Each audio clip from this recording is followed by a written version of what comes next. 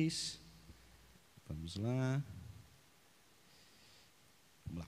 Bom, então, queridos, você que trouxe a palavra de Deus, pode abrir segunda carta de Paulo aos Coríntios, capítulo 13 e apenas o verso 13. 2 Coríntios 13, 13.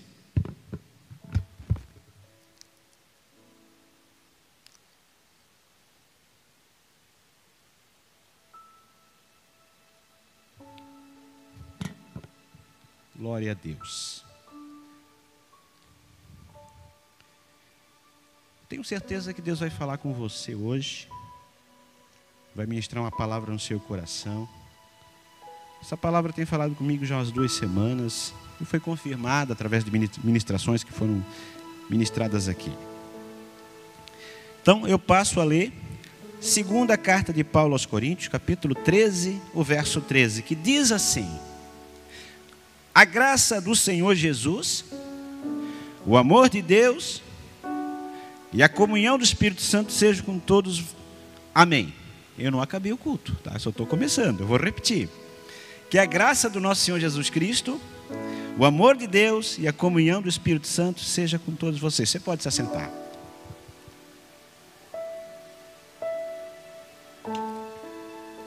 Geralmente, a gente ouve essa palavra no final do culto, não é verdade? Não é normal a gente ouvir essa palavra no início da pregação. E daí eu fiquei orando a Deus. E eu quantas e quantas vezes ouço, eu até brinco quando eu vou terminar o culto, nós vamos terminar o culto, eu digo assim, eu digo, a graça do nosso Senhor Jesus está bom para você? Você diz amém. Bom, se isso não está bom, vamos continuar com o amor do Pai. E se isso ainda não está bom, vamos continuar com a comunhão do Espírito Santo. Porém, muitas vezes a gente faz isso ritualisticamente. E eu queria, pela graça de Deus, se Deus me der graça hoje, tentar explicar para você um pouquinho do que é isso. Por que Paulo escreve isso? Por que nas igrejas de Deus, quando termina o culto, a gente ministra essa tal da bênção apostólica? Então, se você quer anotar e gosta de anotar, o título da mensagem é o poder da bênção apostólica. Esse texto é chamado da bênção apostólica. Em nenhum outro lugar da Bíblia está escrito dessa maneira, igualzinho assim. Graça do Senhor Jesus Cristo, o amor do Pai e a comunhão do Espírito Santo. E quando eu vejo o apóstolo Paulo escrever essas 2 cartas à igreja de Corinto, eu vejo, pastor Adriano, uma igreja, você já imaginou, pense comigo, uma igreja que nenhum dom faltava, não faltava nenhum dom. Então de repente alguém se levantava e Deus profetizava através do irmão ali. Um tinha uma palavra de conhecimento, outros dons de cura, outros uma palavra de sabedoria, e assim todos os dons de maravilhas. De repente alguém se levantava, Deus começava a curar, milagres aconteciam nesse ambiente, aleluia. Essa era a igreja de Corinto, uma igreja apostólica, uma igreja cheia do poder de Deus. Porém, ao mesmo tempo, Paulo diz que era uma igreja carnal. Eles brigavam entre si, haviam muitos problemas doutrinários que Paulo teve que escrever a primeira carta e também a segunda carta aos Coríntios, a igreja de Corinto. E no final ele termina defendendo a sua autoridade apostólica. Por quê? Porque Paulo começa a repreender essa igreja e eles começaram a dizer que Paulo não era um verdadeiro discípulo, apóstolo de Cristo. E Paulo no capítulo 11... defende e diz assim: eu sofri 3 naufrágios, eu passei fome, passei sede, eu tive perigos em viagens, em riachos, em desertos, de salteadores, nudez, passei necessidade, fui açoitado, recebi 195 chicotadas, fui apedrejado por amor a Cristo. Ele começa a falar do amor que ele tinha para a obra de Deus. E se isso ainda não fosse pouco, no capítulo 12, antes da gente começar isso, ele diz que eu conheço um homem que há 14 anos em Cristo, que eu não sei se no corpo ou fora do corpo, mas eu não sei, e Deus sabe. E sei que tal homem chegou ao paraíso e ouviu palavras inefáveis, que a um homem não é lícito falar. De alguém assim me gloriarei, mas de mim mesmo não me gloriarei, senão na minha carne. E ele começa a falar da experiência que ele teve de subir até o terceiro céu.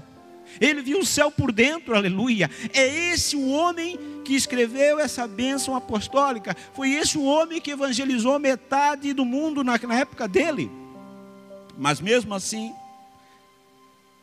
a igreja dizia que ele não era apóstolo verdadeiro, porque eles estavam querendo dizer que, como ele estava doutrinando eles, não era de Deus, que um era de Pedro, outro era de Apolo, outro era de João, mas ele disse: eu sou de Cristo.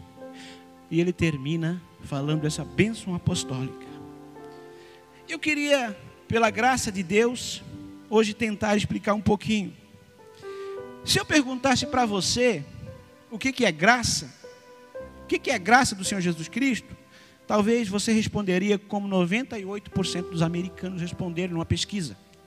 Foi feita uma pesquisa com os americanos, e olha que os norte-americanos, o pessoal dos Estados Unidos, eles foram criados, foram discipulados pela Inglaterra, numa linha evangélica, numa linha, né, que ensinava a palavra de Deus. Prova é que a Constituição dos Estados Unidos é baseada na Bíblia. E 98% dos Estados Unidos disseram que a graça é perdão. Está errado? Não está errado, está certo? Graça é perdão. Mas disseram que era só isso. E realmente, a graça aponta para o relacionamento de Deus com os nossos irmãos, onde deve triunfar o perdão. Até aí tudo certo. Mas às vezes, se eu perguntasse para você, você não precisa me responder, mas pense comigo, você teria a resposta mais ou menos como todo aluno de teologia tem. Graça é favor imerecido. Graça é algo que eu não mereço. Pronto.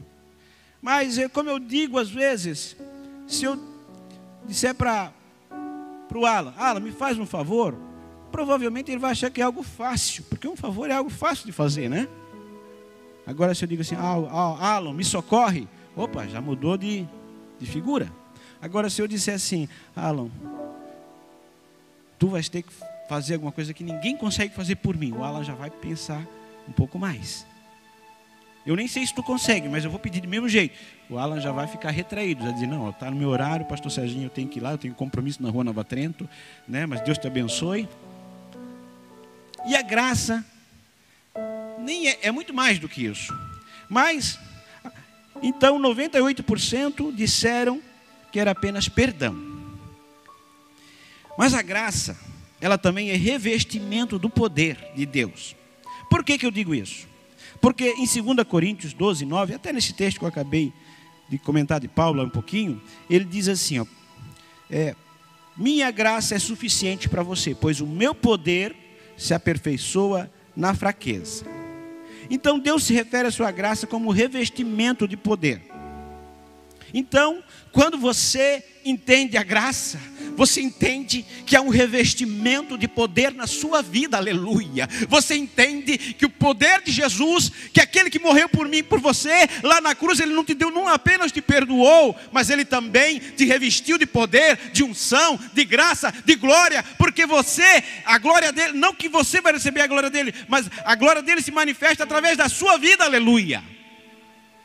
Maragaçuda cabachaias. Eu vejo que a graça, quando ela começa a te revestir, não tem nada a ver com você, não tem nada a ver comigo, tem tudo a ver com ele, aleluia. O poder começa na minha vida, o poder começa na tua vida. Quando você invoca o poder de Deus, o ambiente muda, tudo muda, as pessoas são tocadas pelo poder de Deus, as pessoas caem pelo poder de Deus. O inferno tem que bater em retirada, porque a unção chegou, aleluia. Então, quando a gente se reveste do poder de Deus, algo começa a mudar no ambiente. A minha família muda, o meu caráter começa a mudar. Lá na empresa já não é mais a mesma coisa. Chegou o homem de Deus, chegou a mulher de Deus, as coisas começam a mudar, porque não é você, mas é a graça que reveste você naquele ambiente, aleluia.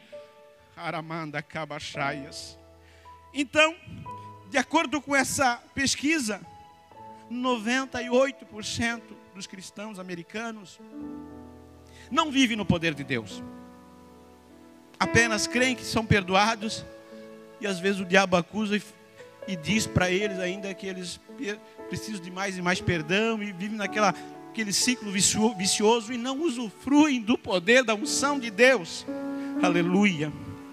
Então, tem uma outra versão que eu gosto muito que diz assim: a minha graça é o meu revestimento de poder, e ela é aperfeiçoada nas situações que estão além da sua capacidade. Não é apenas fraqueza, mas além da sua capacidade.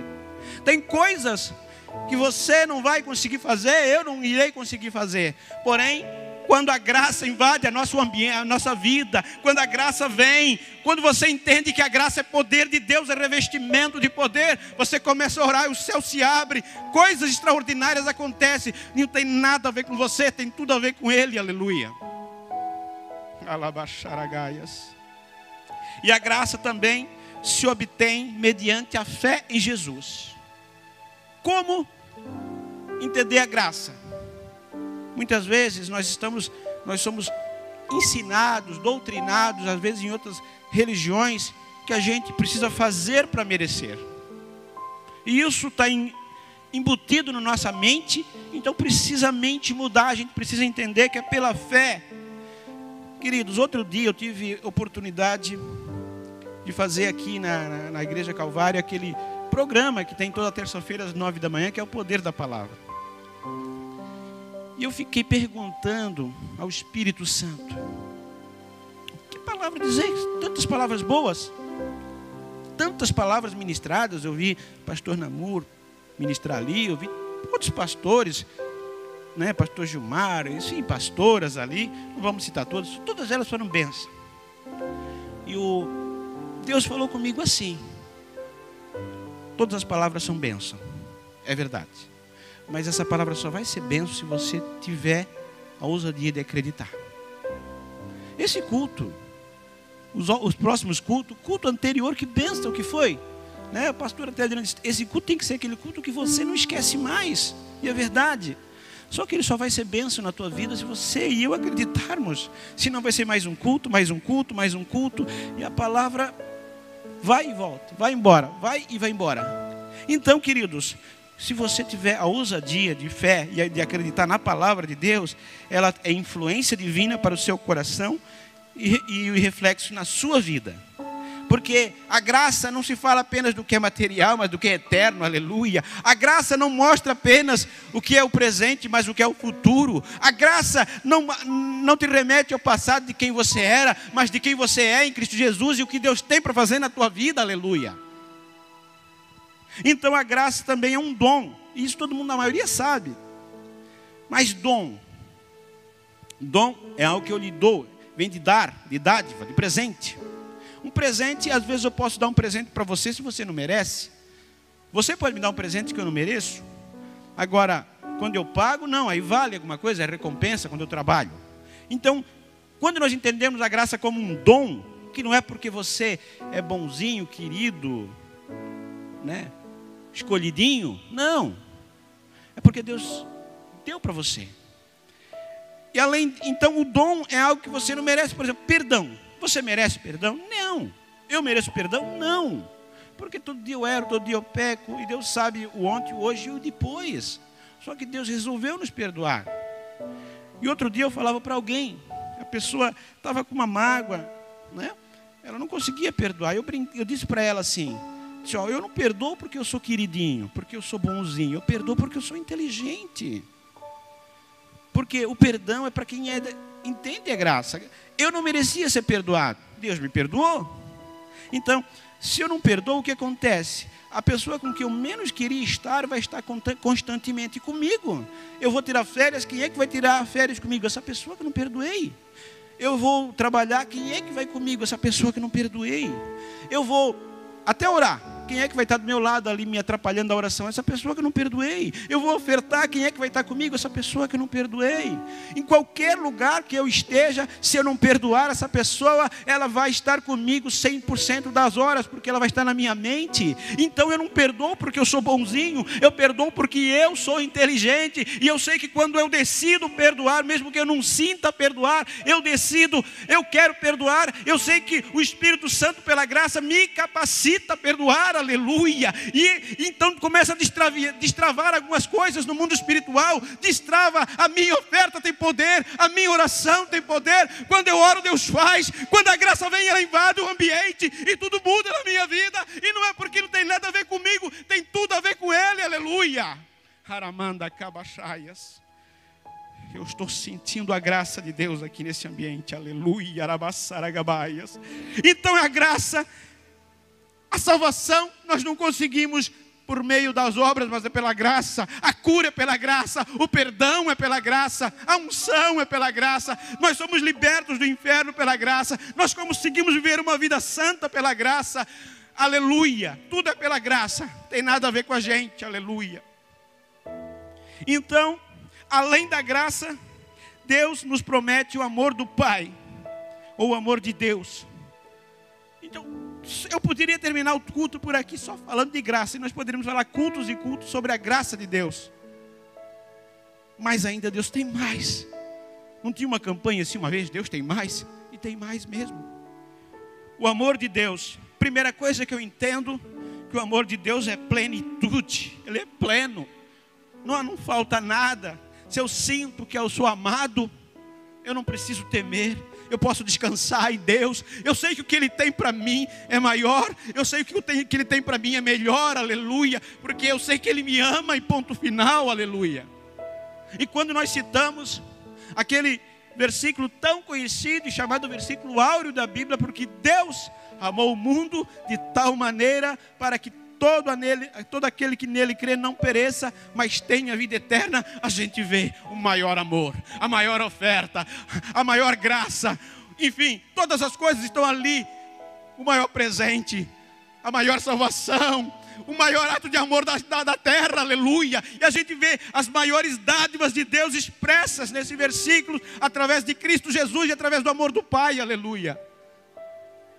Aleluia. Então o amor de Deus é pleno. Em 1 João capítulo 4, versículo 18, ele diz que o amor de Deus lança fora todo medo. Porque o medo nada mais é do que falta de confiança. Mas o amor eu confio, o amor eu me entrego, o amor eu me rendo, o amor eu sei que Ele vai fazer na minha vida. Eu não sei o quando nem o que, mas Ele vai fazer, aleluia. Ninguém me convidou para pregar hoje. Hoje eu estou doido, mas deixa Deus me usar assim, desse jeito maluco mesmo. Glória a Deus, aleluia, aleluia. E a gente precisa entender que o amor de Deus é o que Ele diz de si próprio. Ele diz o que Ele é.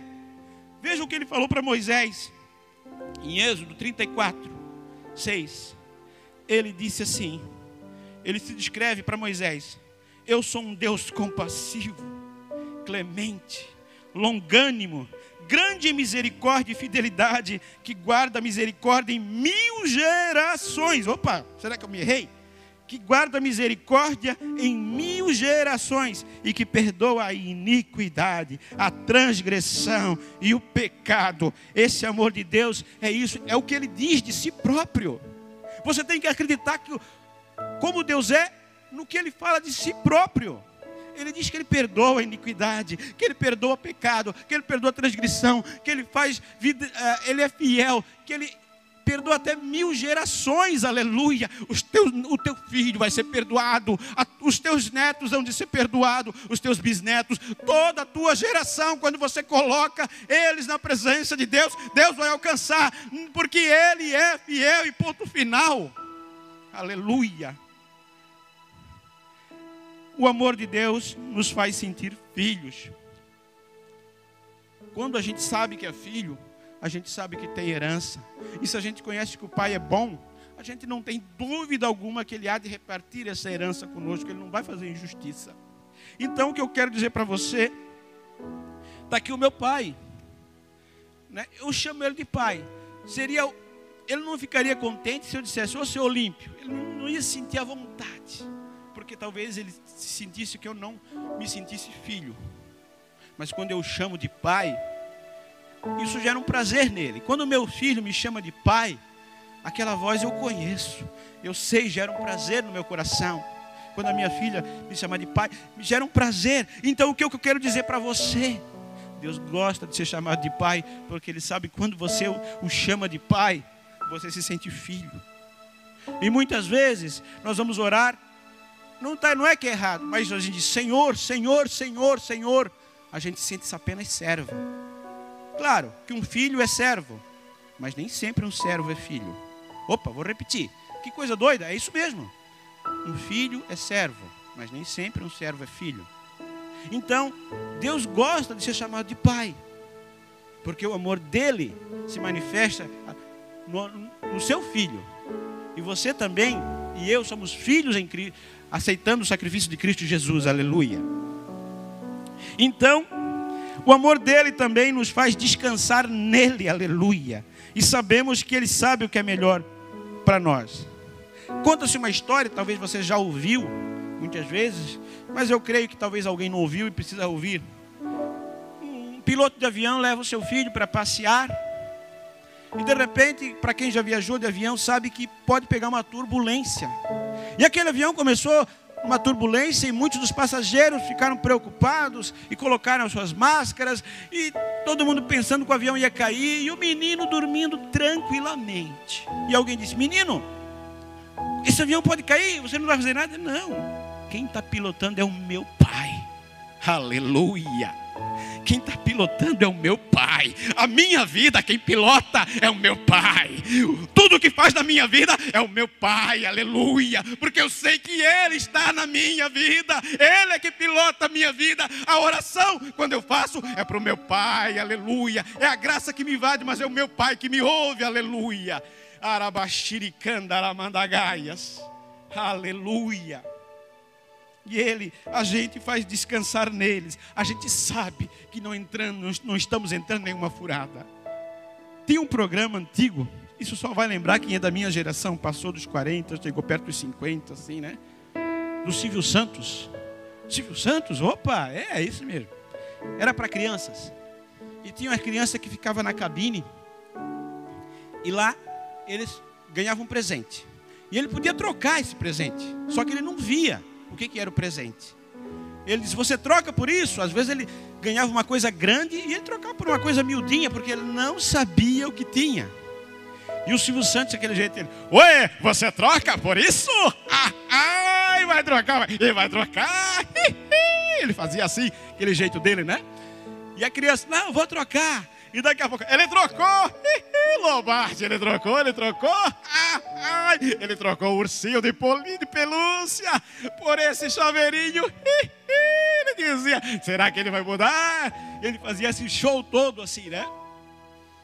Mas essa criança, ela não via o que estava trocando, porque ela não sabia. Mas nós podemos, se nós confiarmos, nós não precisamos ver. Nós sabemos que é o Pai que está fazendo troca para a gente. É o Pai que está colocando coisas que parecem ser menor na nossa vida, mas ela tem um peso maior. Porque parece que a gente perdeu uma coisa grande para ganhar uma menor. Não. É porque essa menor vai ser abençoada. Essa menor que colocou na tua vida, essa perda que parecia ser uma perda, é para você crescer. É para você dizer: o meu Pai colocou isso na minha mão, e eu sei que isso vai multiplicar. Eu sei que eu me tornarei grande. Eu sei que isso vai prosperar, e eu vou glorificar ao meu Pai, aleluia. Deus é bom, aleluia. Então eu tenho só à disposição a graça de Jesus e o amor do Pai, e ainda a comunhão do Espírito Santo.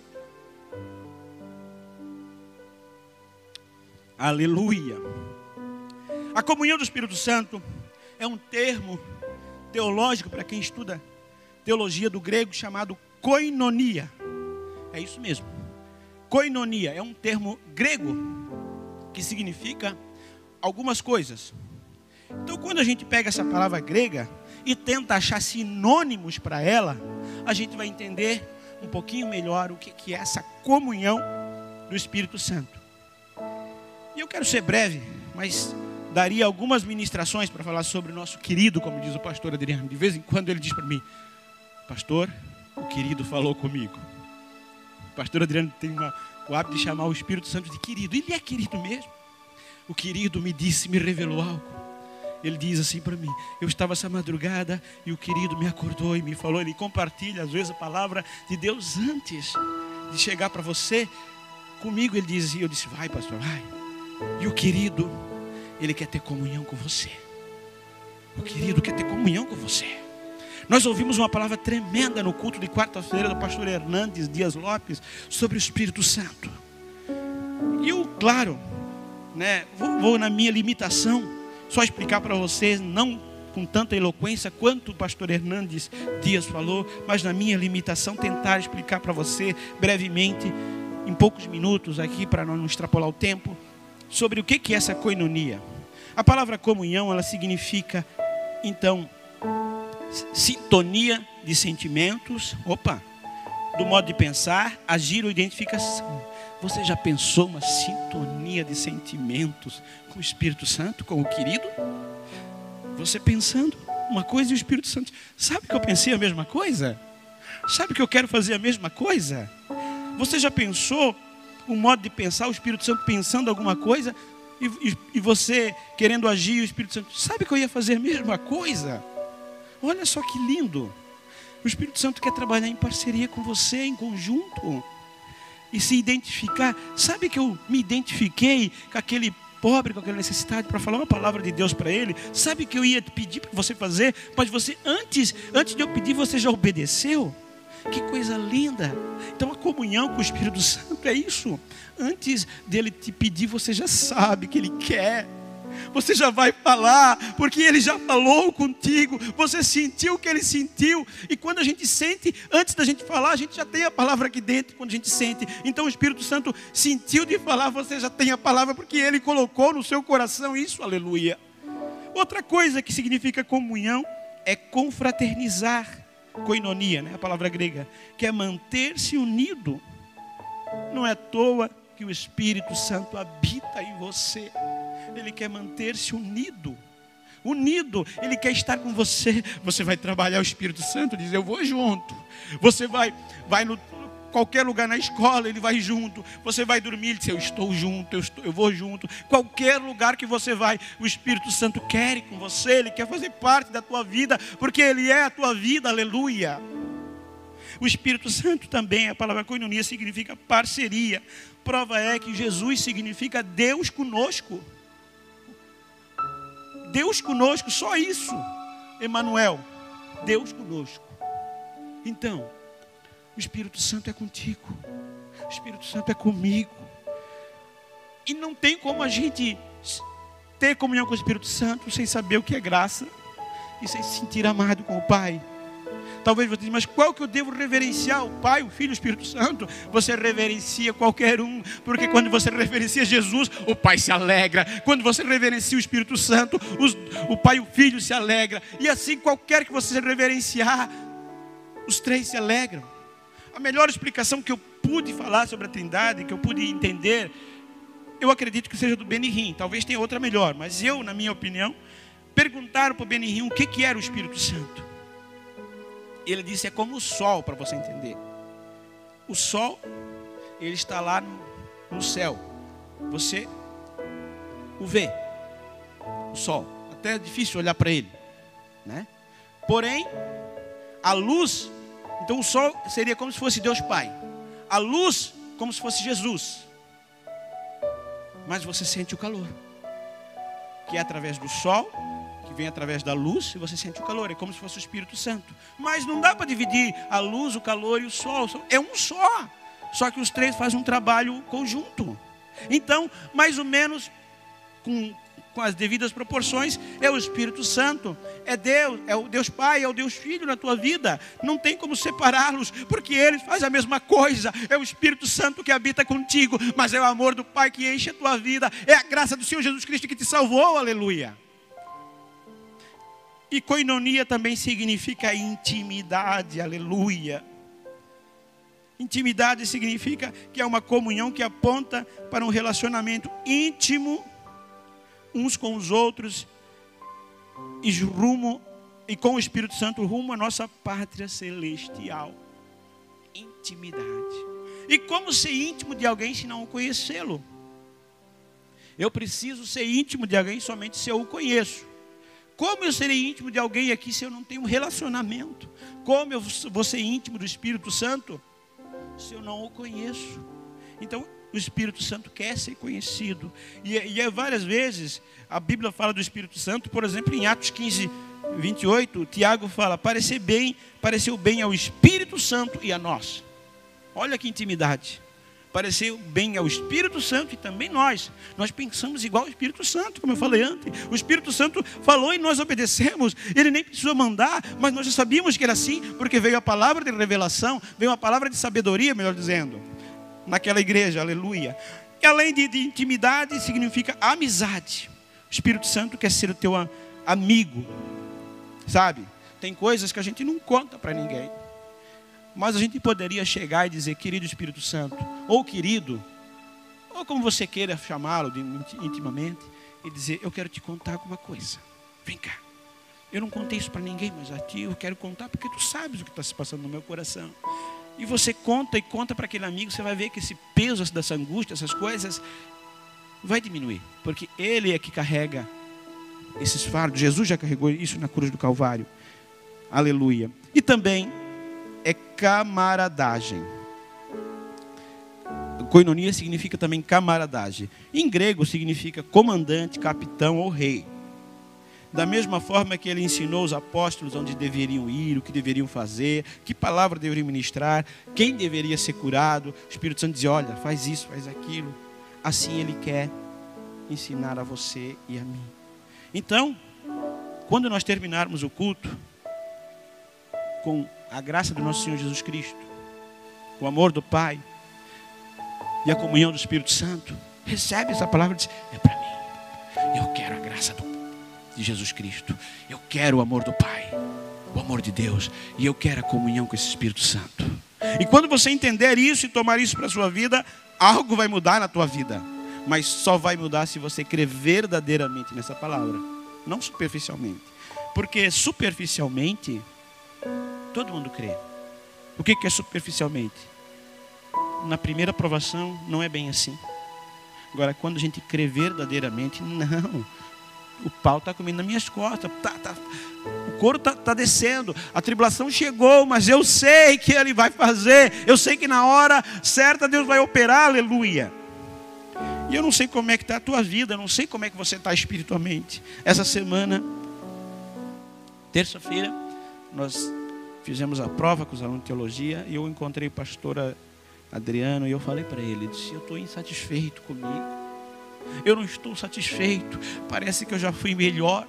Parece que eu já busquei mais. Parece que eu pregava com mais unção. Parece que quando eu ministrava, Deus estava mais presente. Nos últimos cultos parece que não está acontecendo isso. Eu quero voltar de novo até essa comunhão. Eu quero sentir a graça de Deus. Eu quero sentir o amor do Pai. E hoje Deus está ministrando hoje diferente. Que se eu e você voltarmos a fazer o que fazíamos, a reverenciar como Ele deve ser reverenciado, Ele vem e muda todas as coisas, aleluia. Aramanda Gabachaias. Pastor Hernandes Dias Lopes, eu anotei aqui, ele falou uma coisa interessante, e é verdade, que nós pastores, nós só conseguimos falar ao seu ouvido, mas só o Espírito Santo pode falar no teu coração, aleluia. Então, eu posso pregar, pastor Adriano pode pregar, qualquer diácono ou presbítero ou qualquer outro pastor pode vir aqui pregar, mas se não for a presença de Deus, se não for o Espírito Santo, não vai chegar no coração, não vai mudar a tua vida. Então é por isso que eu sempre digo: Espírito Santo, não me deixa sozinho, vamos pregar junto, porque nós somos parceiros, tu é que faz e eu apenas obedeço, aleluia. Eu quero te convidar a ficar de pé, aleluia. Somente o Espírito Santo nos convence que somos pecadores. Sem o Espírito Santo não há conversão. Então você tem que entender que não tem nada a ver com você, é tudo a ver com Ele. Quero que você coloque sua mão no seu coração. Eu quero estar sensível à direção do Espírito Santo. Ele está nesse ambiente. Aqui estou falando da graça do nosso Senhor Jesus Cristo. Nós estamos falando aqui do amor do Pai. Nós estamos falando aqui da comunhão do Espírito Santo. Aleluia, Pai. Senhor, essa palavra foi o que o Senhor nos deu nesses dias, Pai. E eu não conseguia. Eu tentei orar, pegar outras palavras, mas essa vinha no meu coração. Eu tenho certeza que o Espírito Santo quis que eu ministrasse essa palavra. Pai, talvez tem gente aqui, aleluia, que já não sente mais graça na sua vida. E a vida sem Jesus não tem graça nenhuma. Não tem graça uma vida sem Jesus. Então, Senhor, entra nesse coração. Talvez tem gente aqui que não se sente amado pela sua família, que se sente rejeitado, rejeitada. Mas Deus ama você. Deus te ama como ninguém amou você, aleluia.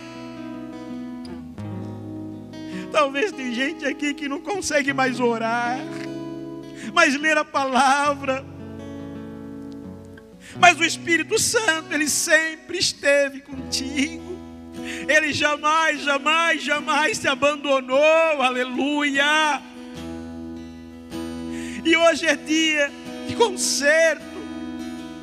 É dia de entender que o reino de Deus, Ele é poder, Ele é revestimento de poder, que a graça não é apenas perdão, você sim é perdoado, mas Deus quer mais de você, que é um revestimento de poder. Eu oro, Senhor, para que os céus se abram nesse ambiente, se abram nesse lugar. Pai, agora manda o teu poder, derrama uma unção diferente, uma unção, toque agora em pessoas, Espírito Santo. Eu creio que quando eu oro, o Pai me ouve, e quando o Pai me ouve, Ele manda seus anjos, Ele manda o que quer que for para tocar em vida de pessoas. Espírito Santo, em nome de Jesus, em nome de Jesus, em nome de Jesus, que é todo poder nos céus, na terra, agora desce com poder, toca em vidas, tira a mágoa, começa a transformar os corações, aleluia, aleluia, aleluia.